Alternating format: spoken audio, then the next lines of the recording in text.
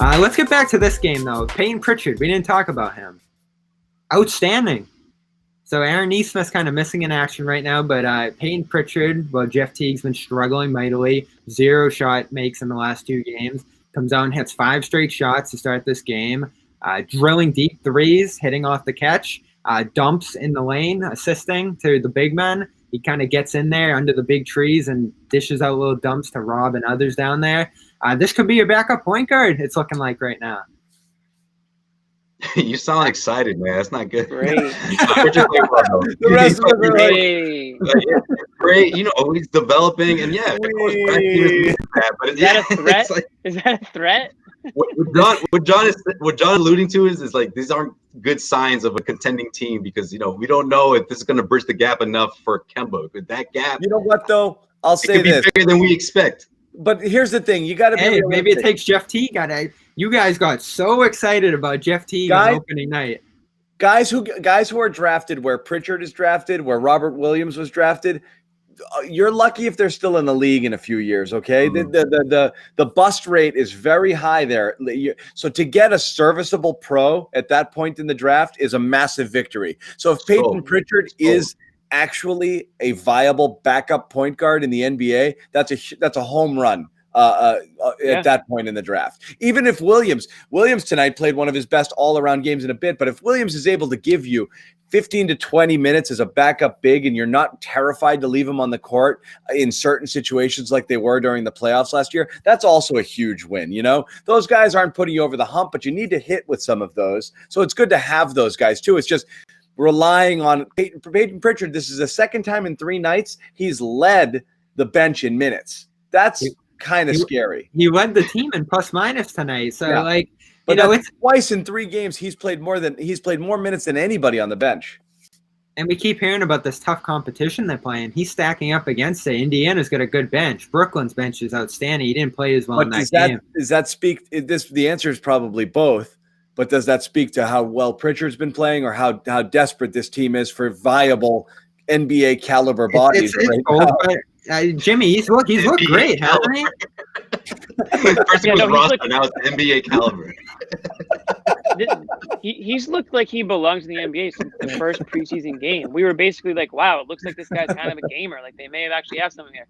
The Celtics did reach a little bit for him because they knew they were going to trade away their 30th pick, so they knew that they wanted to take him a few spots maybe earlier than what a lot of people expect, where they expected him to go. So I mean, I like the fact that they may have something there. He's an end of rotation guy or a middle of hold on, I just want to say this real quick before I go. You guys have zero patience. No, it's just funny. It's just funny. This guy in the comment section goes, what the hell is so damn funny? Talking about Joe Sway. Pritchard had a great game. I'm not saying he didn't have a great game. He did his 3rd game and he led the team plus minus.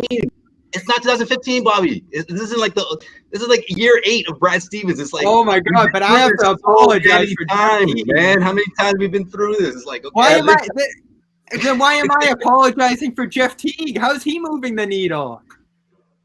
He's a veteran.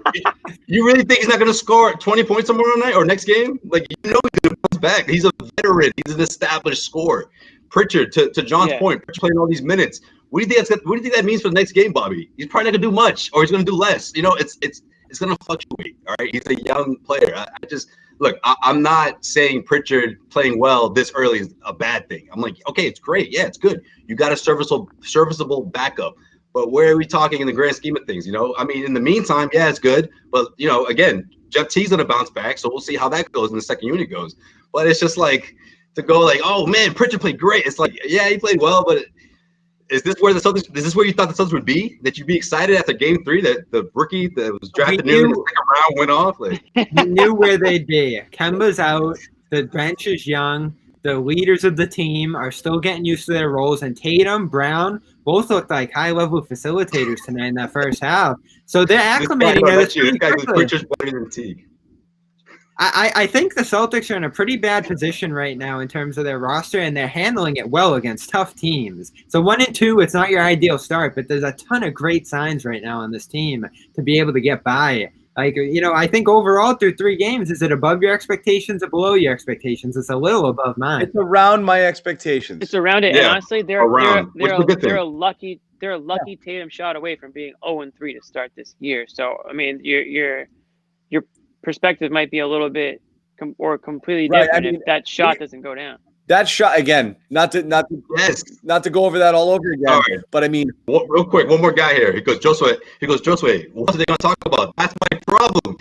We just like 3 guys to talk about, and Pritchard is one of them. Thank you. To my point.